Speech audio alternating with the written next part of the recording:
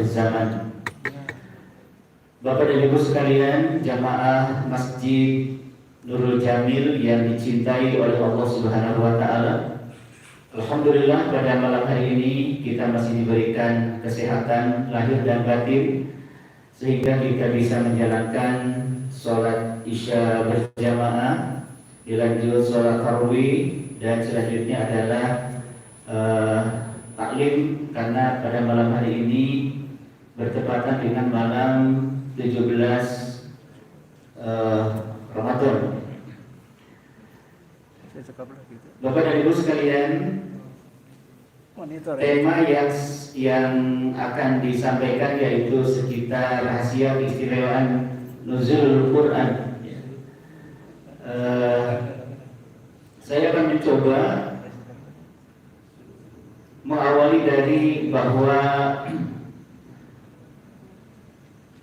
di dalam metode Ma'rifatullah, salah satu kajian buku Ma'rifatullah yang karya Kiai Haji Mukhtar Adam almarhum, bahwa salah satu metode Ma'rifatullah itu adalah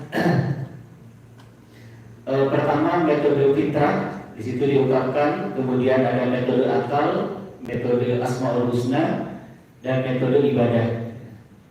Jadi semua itu bersumber dari Al-Quran, dan Al-Quran ini merupakan pintu-pintu menuju Ma'rifatullah.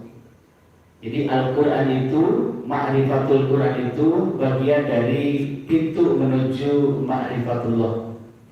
Jadi kalau ingin mengenal Allah, salah satu pintunya yang harus dimasuki adalah Al-Quran.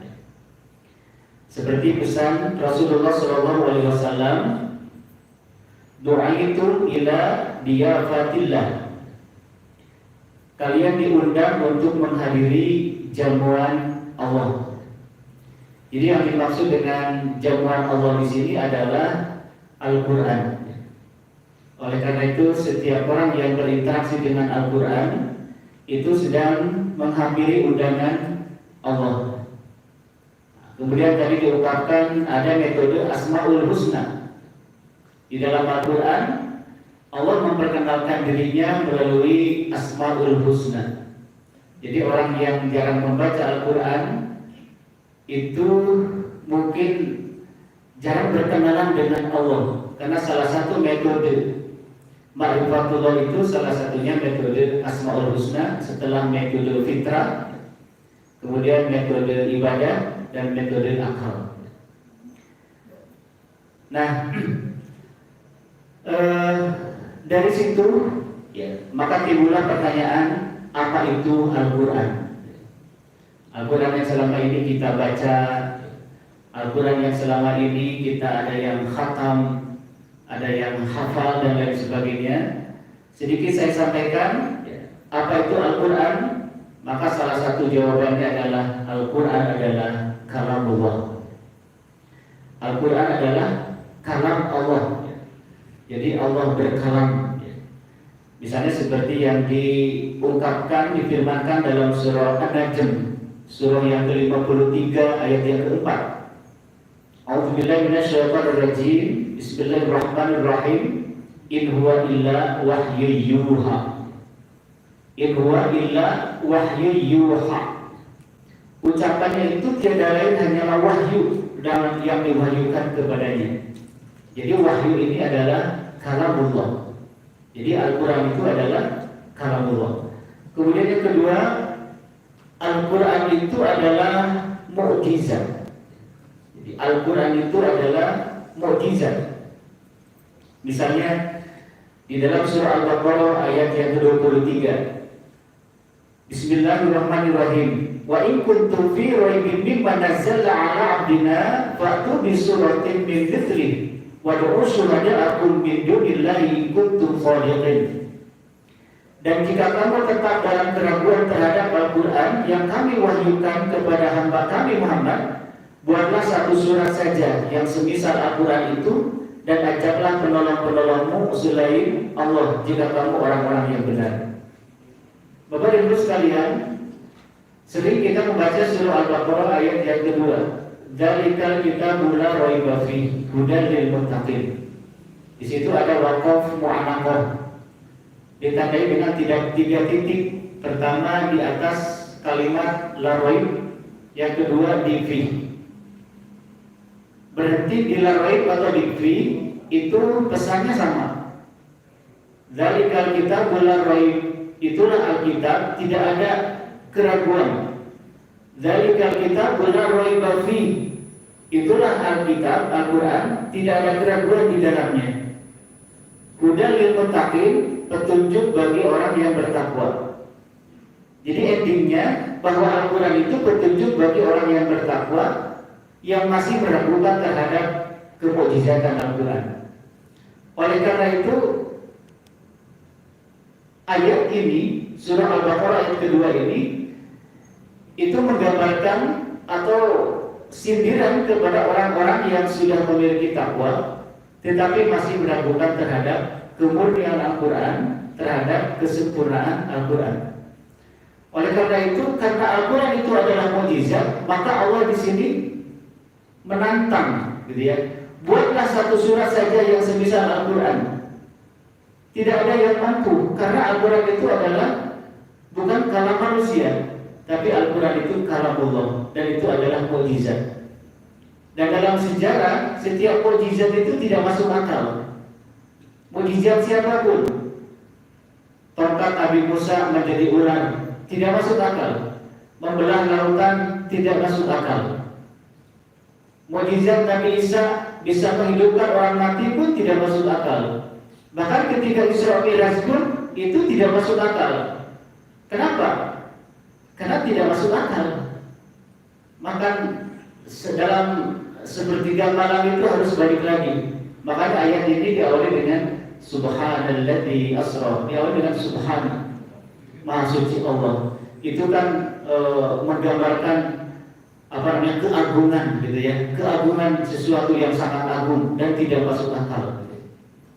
Bapak dan Ibu sekalian, kemudian yang ketiga, apa itu Al-Quran? Al-Quran diturunkan ke dalam qalbu Muhammad SAW. Tidak diterima dengan akal, tetapi diterimanya dengan qalbu. Qalbunya qalbu yang salim, qalbu yang terbebas dari pengendali syahwat dan hawa nafsu. Kemudian yang keempat, disampaikan secara mutawatir sehingga terpelihara kemurniannya. Dan yang kelima, membacanya adalah ibadah. Itulah ketika kita ditanya apa itu Al-Quran. Yang jelas Al-Quran tadi bahwa Al-Quran itu adalah kalamullah. Bapak dan Ibu sekalian, sebelum nanti kita endingnya ke tema ini, gitu ya. Tadi saya menyampaikan terlebih dahulu sekitar Al-Quran ini. Apa saja bahaya melupakan Al-Quran? Bahayanya apa ketika kita meninggalkan Al-Quran? Bukan meninggalkan Al-Quran disimpan di rumah, ditinggalkan kerja. Tapi ditinggalkan itu salah satunya tidak pernah membaca Al-Quran, tidak pernah taklim Al-Quran, tidak pernah memahami Al-Quran, tidak pernah mentadbiqkan Al-Quran, dan lain sebagainya. Pertama digambarkan dalam surah Al-Kahfi ayat yang ke-28 tentang gambaran orang yang lupa kepada Al-Quran. A'udzubillahi minasyaitonir rajim. Bismillahirrahmanirrahim. Wa la tuti' man aghfalna qalbahu an dzikrina wa taba'a hawahu wa kana amruhu furqa. Janganlah engkau mengikuti orang yang hatinya telah kami lalaikan dari mengingat kami, serta menuruti hawa nafsunya dan keadaannya melewati batas. Orang-orang yang lalai terhadap ayat-ayat Allah, orang-orang yang mengikuti hawa nafsu, hawa mutaba, itu kategori orang yang lupa terhadap Al-Quran. Jadi lalai terhadap mengikuti mengikuti Allah Subhanahu wa taala, dan orang-orang yang mengikuti hawa nafsu. Kenapa begitu? Karena ada kalanya hawa nafsu itu bisa dijadikan Tuhan oleh kita. Jadi hawa mutaba. Dan dalam surah 19 ayat 59, yang mengikuti hawa nafsu itu dikategorikan generasi yang dipecundangi. Fakhalafa min ba'di khalfun, maka akan datang setelahmu Muhammad sebuah generasi meninggalkan sholat. Yang kedua, wataba'us syahwat, orang yang mengikuti hawa nafsu. Fasawfa yalqawna ghayya, maka kelak nanti akan ditempatkan di tempat yang bernama ghayya. Kemudian ciri daripada orang yang lupa kepada Al-Quran, pertama adalah sesat yang nyata. Jadi sesatnya nyata, bukan main-main. Misalnya seperti yang diungkapkan dalam surah An-Nisa ayat yang ke-60. Bismillahirrahmanirrahim. Wa yuridu syaitan ayyudillahum dhalalan ba'idan. Setan bermaksud menyesatkan mereka dengan kesesatan yang sejauh-jauhnya. Jadi orang yang lupa kepada Al-Quran itu akan sesat, dan sesatnya itu nyata. Dan yang membuat menyesatkan itu adalah setan. Karena setan itu ikhwan syayatin, bahwa setan itu adalah musuh yang nyata. Setan itu adalah al-istihwad alaihim. Mereka berusaha menggelincirkan manusia. Termasuk bagaimana menggelincirkan jiwa seseorang ketika sedang sakaratul maut agar tergelincir, tidak mengenal Tuhannya. Kemudian yang kedua, di dalam surah An-Nisa ayat 115, saya terjemahkan artinya saja. Kami biarkan dalam kesesatannya, dan akan kami masukkan ke dalam neraka jahanam, itulah seburuk-buruk tempat kembali. Ini siapa ini? Orang-orang yang melupakan Al-Quran. Al-Quran tidak dijadikan sebagai nasihat di dalam kehidupannya. Padahal kelak nanti Al-Quran itu akan menjadi syafaat bagi kita semuanya. Makanya marilah kita sama-sama yasrah sadrahu lil Quran. Dan yang kedua, orang yang lupa terhadap Al-Quran itu sempit dadanya. Dadanya sempit. Ini surah Al-An'am. Bismillahirrahmanirrahim. Wa may yurid ayyudillahu yaj'al sadrahu dayyqan harajan ka'annama yas'adu fis sama. Siapa yang dia kehendaki menjadi sesat, dia akan menjadikan dadanya sempit lagi sesat, seakan-akan dia sedang mendaki ke langit. Bapak dan Ibu sekalian, orang-orang yang lupa terhadap Al-Quran itu diibaratkan dadanya sempit, seakan dia sedang mendaki ke langit. Bukan mendaki ke gunung, tapi ke langit. Itu bisa dibayangkan bagaimana dadanya itu sangat sempit sekali, sehingga susah untuk bernapas.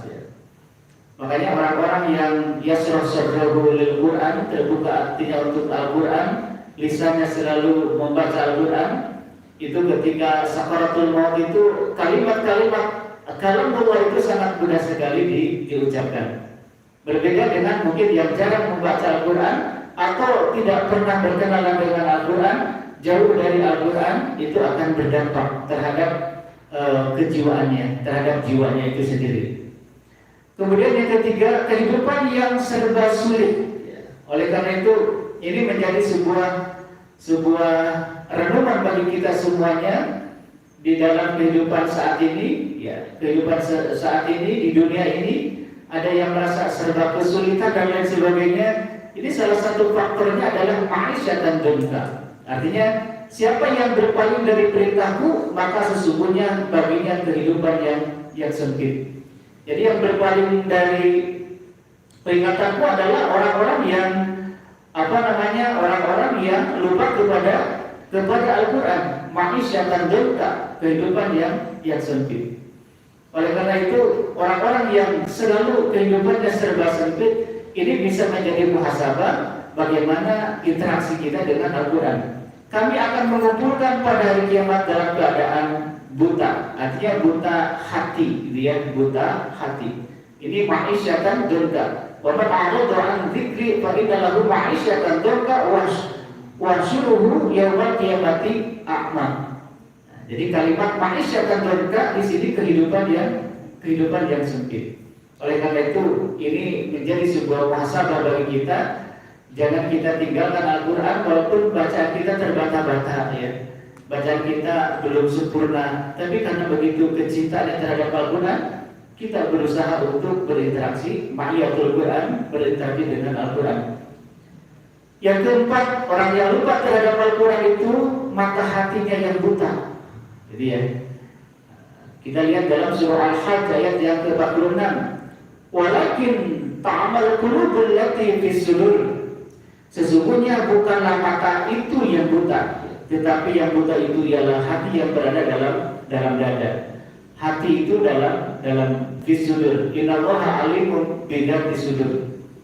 Jadi ini hati yang qalbun mayyit, qalbun hati yang mati. Karena manusia itu kan hatinya bisa qalbun marid, qalbun mayyit, qalbun salim.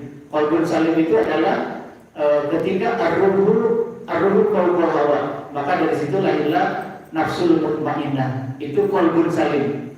Qalbun mayyit itu adalah ar-ruhu tahtal hawa. Ketika ruh kita diinjak-injak oleh hawa nafsu, maka di situ lahirlah nafsul imarah. Jadi nafsunya itu nafsul imarah, nafsu yang rakus, nafsu yang sesat dan lain sebagainya. Ini sangat berbahaya ketika mata hati yang buta. Yang dimaksud ini adalah di dalam diri kita, ya. Jadi yang buta itu adalah mata hati kita yang keras. Dalam bahasa Al-Quran, kal hijarah au asyadu qaswah, seperti batu bahkan lebih keras daripada batu. Masih banyak perumpamaan yang lain, kal an'am balhum adol, seperti binatang bahkan lebih sesat daripada binatang. Kemudian yang kelima, setelah mata hati yang buta, maka yang kelima adalah hati yang menjadi keras. Ini yang saya maksud tadi, bahwa orang yang lupa terhadap Al-Quran, yang melupakan Al-Quran, tidak menjadikan Al-Quran sebagai pedoman hidup, thumma qasas qulubukum min ba'di dzalika fa hiya kal hijarah aw asyaddu qaswah. Setelah itu hatimu menjadi keras, sehingga hatimu seperti batu, bahkan lebih keras daripada batu. Ini sangat berbahaya sekali ketika Al-Quran tidak dilibatkan di dalam kehidupan sehari-hari. Ini kondisi hati kita bahkan akan lebih keras daripada batu. Dan yang kelima, yang keenam adalah zalim dan hina. Ini ayatnya sangat familiar, surah Al-Imran ayat 112. Duribat alaihimud dillatu aynama suqifu. Kehinaan ditimpakan kepada mereka di mana saja mereka. Illa bihablim minallah wa hablim minan nas, kecuali jika mereka berpegang pada tali agama Allah, relasi vertikalnya bagus, wa hablim minan nas, relasi horizontalnya juga itu bagus, gitu ya. Kemudian mereka pasti mendapat murka dari Allah dan kesengsaraan ditimpakan kepada mereka. Dzalika bi annahum kanu yaquluna bi ayatillah wa yaqtuluna al-anbiya bi ghairi haqq. Yang demikian itu karena mereka mengingkari ayat-ayat Allah. Mereka meragukan terhadap ayat-ayat Allah. Mereka ragu terhadap kemujizatan Allah, kemujizatan Al-Quran, dan membunuh para nabi tanpa hak atau tanpa alasan yang benar. Jadi bima asal wa kanu ya'tadun, yang demikian itu karena mereka durhaka dan melampaui batas. Bapak dan Ibu sekalian yang dirahmati oleh Allah Subhanahu wa taala, jadi orang-orang yang melupakan Al-Quran itu mereka akan mendapatkan kezaliman dan kehinaan di hadapan Allah Subhanahu wa taala, bahkan selanjutnya bersahabat dengan syaitan. Ya, wa may ya'shud an dzikrir rahman nuqayyid lahu syaitan fa huwa lahu qarin. Siapa yang berpaling dari pengajaran Allah yang Maha Pengasih Al-Quran, kami biarkan setan menyesatkannya, maka ia setan selalu menemaninya. Kita sering mendengar qarin dalam kehidupan sehari-hari. Ternyata dalam Al-Quran qarin itu adalah yang menemani. Oleh karena itu orang yang melupakan Al-Quran pasti ditemani oleh qarin. Qarin di sini adalah setan yang melupakan Al-Quran. Al-Quran tidak dilibatkan dalam kehidupan sehari-hari. Kemudian selanjutnya adalah lupa terhadap dirinya sendiri. Wala takunu kalladzina nasullah fa ansahum anfusahum wa ulaika humul fasikun. Janganlah kamu seperti orang-orang yang melupakan Allah, lalu Allah menjadikan mereka lupa kepada diri mereka sendiri. Mereka itulah orang-orang yang fasik. Bapak dan Ibu sekalian, jamaah Masjid Nurul Jamil yang dirahmati oleh Allah Subhanahu wa taala, itu 8 poin dari orang-orang yang melupakan Al-Quran, lupa terhadap Al-Quran. Ini sangat dahsyat sekali ketika kita sering meninggalkan Al-Quran, itu dikategorikan beberapa poin tadi, beberapa 8 poin yang sangat luar biasa. Dan ini menjadi bahan renungan bagi kita semua. Baik, kemudian selanjutnya memahami ayat tadi syahrul Ramadan alladzi unzila fihil Qur'an hudal linnas. Maka dalam ayat ini, kalau dalam surah Al-Baqarah ayat kedua itu hudal lil muttaqin, petunjuk bagi orang yang bertakwa. Artinya orang yang bertakwa saja masih memerlukan petunjuk karena masih beragukan terhadap kemujizatan Al-Quran. Maka dalam ayat ini itu kalimatnya hudal linnas, petunjuk bagi seluruh manusia. Dan ayat ini merupakan ayat legalitas formal di dalam Al-Quran, bahwa Al-Quran itu benar diturunkan. Jadi tidak boleh ragu. Al-Quran itu diturunkan pada bulan Ramadan. Hanya di sini kalimatnya hudal linnas, jadi petunjuk bagi seluruh manusia. Artinya kalau petunjuk bagi manusia dari awal sampai manusia akhir. Jadi kitab seluruh manusia itu bukan yang lain, tetapi kitabnya satu, yaitu Al-Quran. Lalu bagaimana dengan kitab sebelumnya? Kitab sebelumnya pun itu berbicara tentang tauhid, berbicara tentang akidah, berbicara tauhid, berbicara akidah. Karena berbicara Al-Quran, berbicara kitab-kitab sebelumnya, ya, berbicara kitab sebelumnya. Makanya ketika ada umat-umat terdahulu mengimani kitab yang dibawa atau mushaf-mushaf yang dibawa, sebenarnya itu mengimani Al-Quran. Karena salah satu fungsi Al-Quran itu diturunkan untuk menyempurnakan kitab-kitab yang belum sempurna. Artinya ajarannya adalah berbicara tentang tauhidullah. Oleh karena itu di sini kalimatnya hudal linnas, yaitu petunjuk bagi seluruh manusia. Oleh karena itu tugas kita adalah bagaimana mensiarkan Al-Quran ini. Al-Quran itu disiarkan. Bahkan inti daripada nuzulul Quran ini adalah bagaimana Al-Quran itu membumi. Makanya salah satu kewajiban seorang muslim terhadap Al-Quran itu setelah fi qiraatil Quran, setelah fi ta'limil Quran, setelah fi fahmil Quran, yang keempat adalah fi tablighil Quran, yaitu menyampaikan, mentabligkan Al-Quran. Balighu anni walau ayat. Sampaikanlah dariku walaupun satu ayat. Kenapa di situ walaupun satu ayat? Betapa pentingnya Al-Quran itu harus ditablighkan, tentunya dengan resiko. Ya, kalau ingat dengan Sayyid Qutb, ya, yang mengarang fi dhilalil Quran, itu fi dhilalil Quran itu kan di dalam penjara, ya, dibuatnya sampai dia digantung. Sampai ketika mau digantung dia berkata, seandainya aku masih diberikan kehidupan, maka aku akan terus mengamalkan Al-Quran. Aku akan mengamalkan Al-Quran, aku akan menerjemahkan Al-Quran di dalam kehidupan sehari-hari. Karena orang-orang yang mengamalkan Al-Quran itu pasti ada resikonya.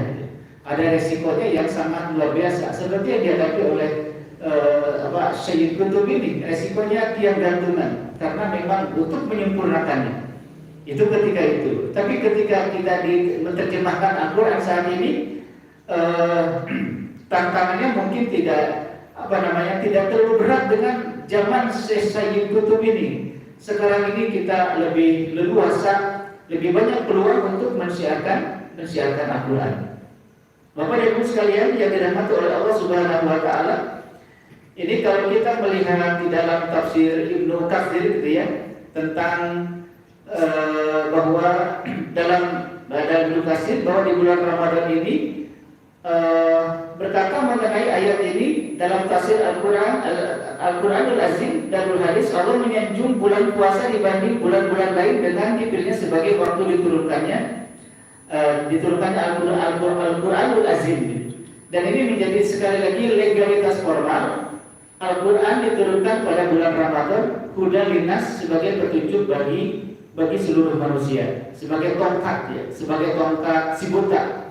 Ya, namanya tongkat si buta itu ketika akan jatuh maka tongkatlah yang berperan sehingga terselamatkan orang yang buta ini. Maka ketika kita akan jatuh, kita akan terselamatkan dengan Al-Quran ini. Makanya harus selalu berinteraksi dengan Al-Quran. Bapak Ibu sekalian, kemudian eh, surah Al-Qadar ya. Surah Al-Qadar ini menjadi salah satu bukti. Menjadi salah satu bukti karena nanti bisa ada dua ayat ya. Pertama dalam surah Al-Qadar, kemudian Ad-Dukhan. Itu kalau di dalam surah Al-Qadar bahwa ini menjadi satu legalitas juga bahwa kami menurunkannya Al-Quran pada Lailatul Qadar. Jadi disebut dengan Lailatul Qadar. Lailatul Qadar. Inna anzalnahu fi Lailatul Qadar. Kemudian kalau kita melihat di dalam surah Ad-Dukhan ayat yang ketiga, Inna anzalnahu fi Lailatul Mubarakah. Inna kunna mundirin. Sesungguhnya kami memulai menurunkannya pada malam yang diberkahi. Jadi malam Lailatul Qadar itu adalah malam yang diberkahi. Malam Lailatul Qadar adalah malam yang diberkahi. Sesungguhnya kamilah pemberi peringatan. Bapak dan Ibu sekalian, dua ayat ini sangat menarik sekali untuk kita tadabburi. Pertama, ketika kita melihat surah Al-Qadar, Inna anzalnahu fi Lailatul Qadar, wa ma adraka ma Lailatul Qadar. Tahukah kamu apakah Lailatul Qadar? Maka jawabnya adalah Lailatul Qadar khairun min alfi syahr. Bahwa Lailatul Qadar itu lebih baik daripada 1000 bulan. Kemudian ditambahkan tadi ya, bahwa Lailatul Qadar itu adalah Lailatul Mubarakah. Maka pada malam Lailatul Qadar diturunkannya Al-Quran itu keberkahannya itu sangat terasa sekali. Fiha yufraqu kullu amrin hakim.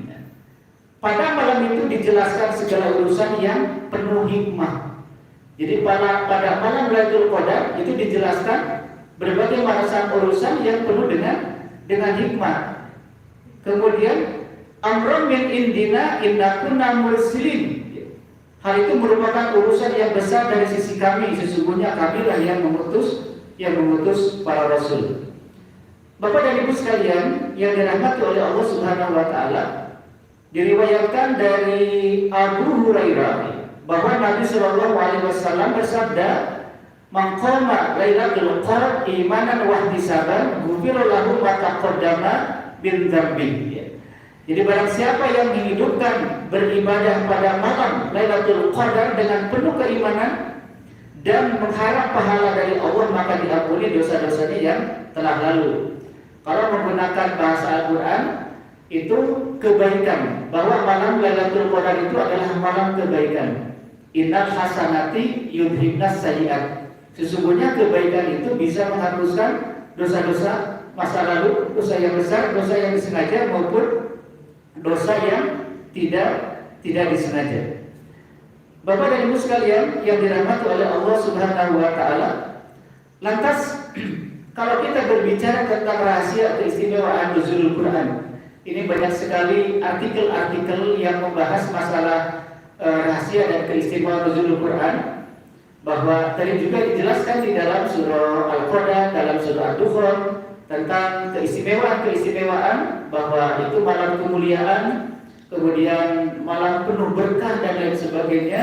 Apalagi ketika kita meyakini dengan kuatul iman atau dengan kekuatan iman. Karena berbicara Lailatul Qadar, nuzulul Quran itu harus dilandasi dengan keimanan. Karena tidak sedikit orang-orang yang tidak meyakini atau masih meragukan terhadap turunnya Al-Quran. Masih banyak orang yang meragukan, apalagi misalnya orang-orang sekuler dan lain sebagainya, itu masih meragukan terhadap kemujizatan Al-Quran. Maka yang pertama ya, keistimewaan di dalam nuzulul Quran ini sebagai malam Lailatul Mubarakah, sebagai malam Lailatul Qadar, bahwa malam yang lebih baik dari 1000 bulan. Ini sering kita dengar bahwa malam Lailatul Qadar itu lebih baik daripada 1000 bulan. Jadi malam Lailatul Qadar sebanding dengan pahalanya melakukan ibadah selama 1000 bulan. Oleh karena itu, memanfaatkan malam Lailatul Qadar, memanfaatkan dengan iman dan wahtisaban, kemudian memanfaatkan dengan sepenuh hati keimanan al-imanul amik atau syarru kuatuna, keimanan yang sangat kuat sekali, dia akan merasakan bagaimana energi Al-Quran itu, walaupun Al-Quran sudah turun jauh sebelumnya. Tetapi sekarang ini bagaimana kita merealisasikan pesan-pesan dari Al-Quran itu? Karena Al-Quran tidak akan turun lagi zaman-zaman sekarang, karena itu sudah selesai. Tinggal bagaimana sekarang energi Al-Quran itu mampu memberikan kekuatan terhadap spirit kepada kita semuanya, bahwa Al-Quran itu akan menjadi syafaat bagi kita kelak nanti di akhirat, dan Al-Quran lah nanti yang akan mampu memberikan menerangi kita semuanya. Di dalam Al-Quran ada kalimat Iqra kitabaka, bacalah kitabmu. Ternyata dalam perspektif ahli perspektif tasawuf, bahwa baca kitabmu ternyata yang memonitoring, ternyata yang mendokumentasikan perjalanan hidup kita itu adalah ruh kita yang memotret perjalanan hidup kita. Kemudian kelak nanti ada kitab, maka dalam Al-Quran kita sering pernah membaca Iqra kitabak, bacalah kitabmu, ini bukumu dibaca. Jadi setiap orang nanti kita punya pegangan, dan nanti akan kelihatan apa yang kita lakukan selama di dunia. Bapak dan Ibu sekalian, malam yang lebih baik dari 1000 bulan. Malam yang lebih baik dari 1000 bulan. Hal ini telah disebutkan di dalam kitab Sahihain melalui Abu Hurairah, bahwa Rasulullah telah bersabda, barang siapa yang melakukan qiyam salat malam di malam Lailatul Qadar karena iman dan mengharapkan pahala dan ridho Allah, maka diampuni baginya semua dosa yang terdahulu. Dalam bahasa Al-Quran tadi sampaikan surah Hud kalau tidak salah, innal hasanati yudhibnas sayyi'at. Sesungguhnya kebaikan itu bisa menghapuskan dosa-dosa. Salah satu kebaikan di situ adalah Al-Quran, yang kedua adalah sholat yang 5 waktu. Kemudian yang kedua, jadi keistimewaan nuzulul Quran yang kedua, malam diturunkannya Al-Quran. Malam diturunkannya Al-Quran. Allah Subhanahu wa taala berfirman mengagungkan kedudukan Lailatul Qadar yang dikhususkan oleh Allah sebagaimana diturunkannya Al-Qur'an. Lailatul Qadar khairun min alfi syahr. Dan tahukah kamu apakah malam kemuliaan itu? Wa ma adraka ma Lailatul Qadar. Malam kemuliaan itu lebih baik daripada 1000 bulan.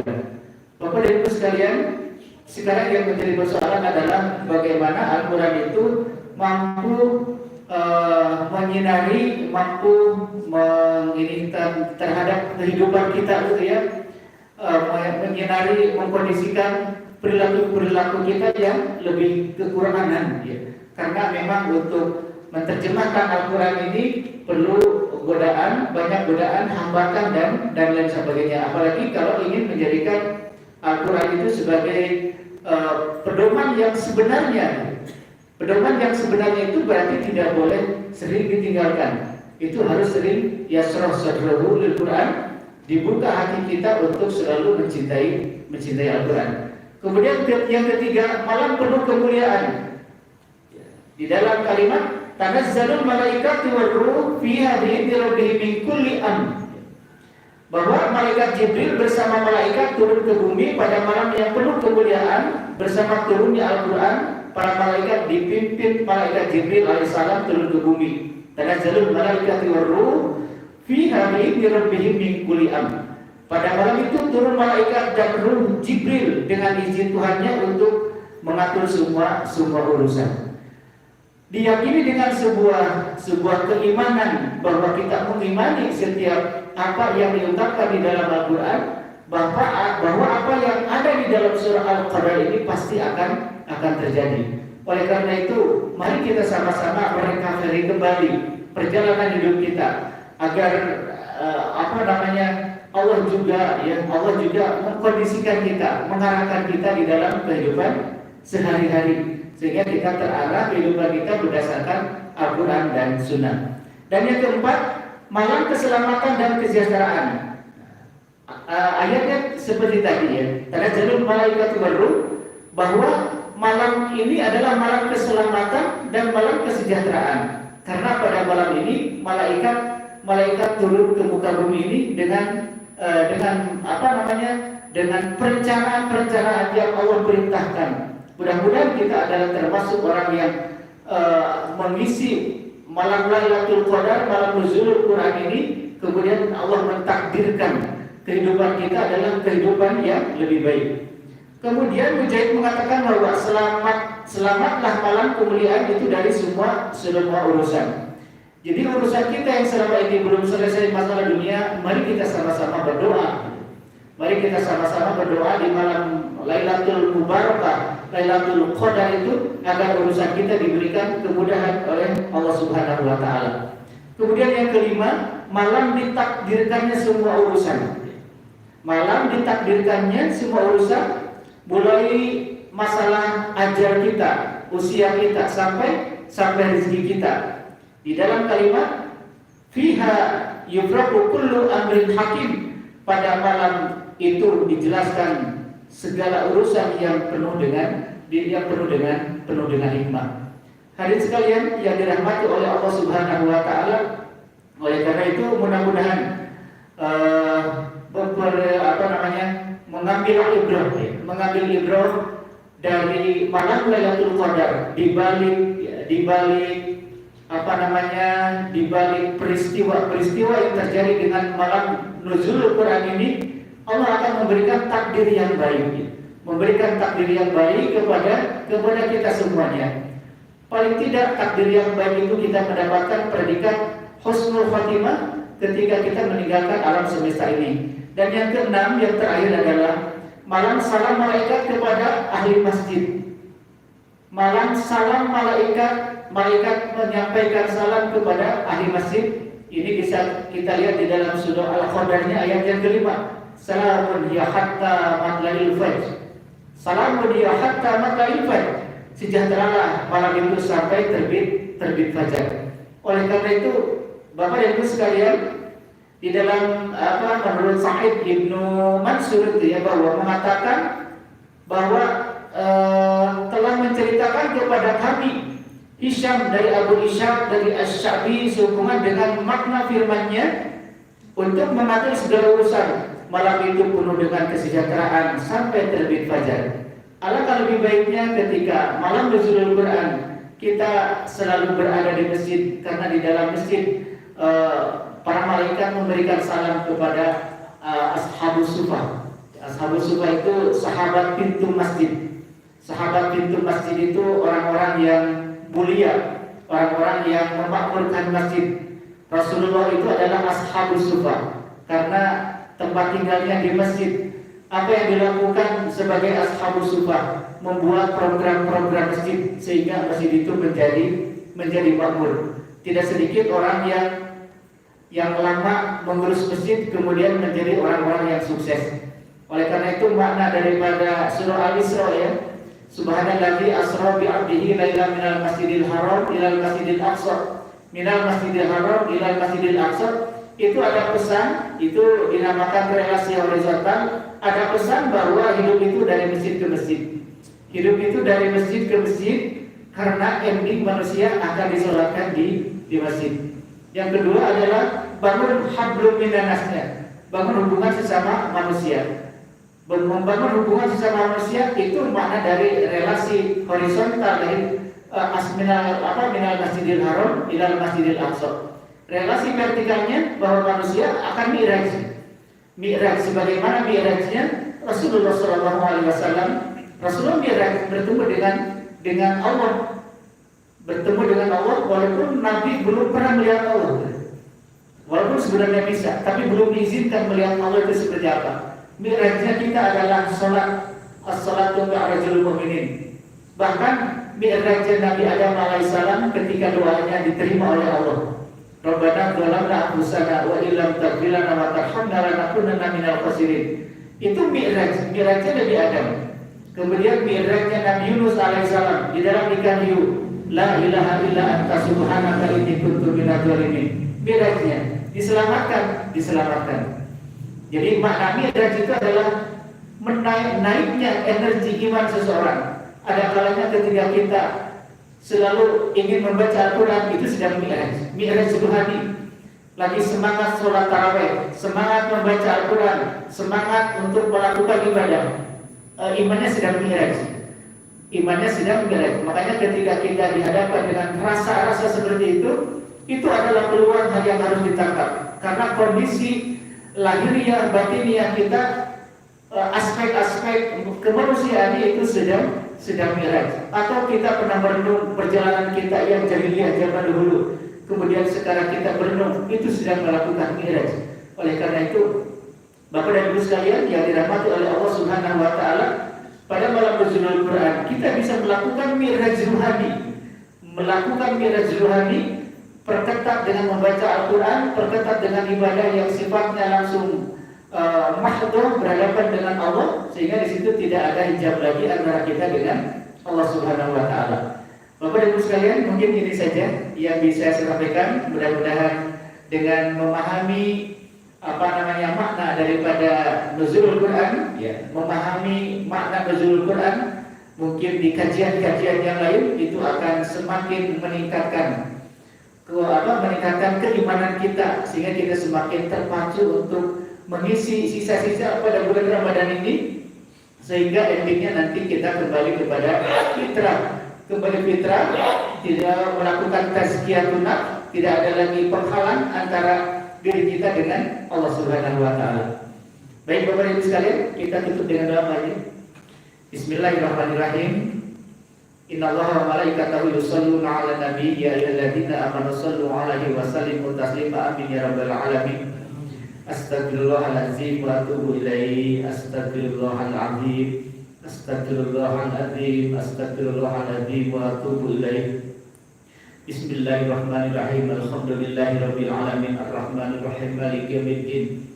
Iyyaka na'budu wa iyyaka nasta'in ihdinas siratal mustaqim. Siratal ladzina an'amta 'alaihim ghairil maghdubi 'alaihim waladdallin.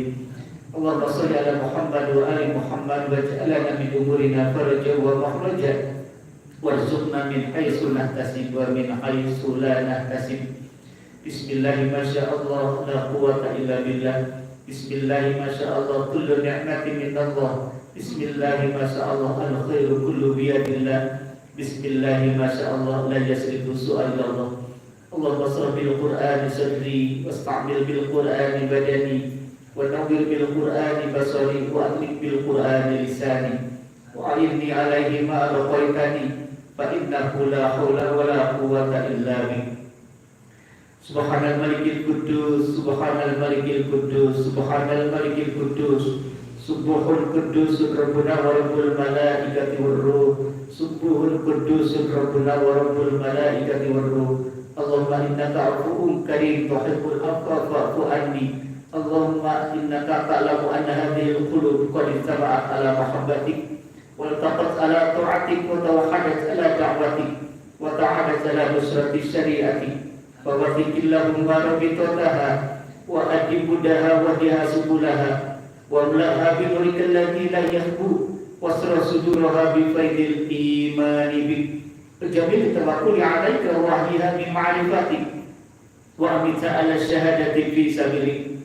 Innaka ni'mal maula wa ni'man nasir. Allahumma amin. Wa sallallahu ala Muhammad wa ala alihi wa sahbihi wa barik wa sallim.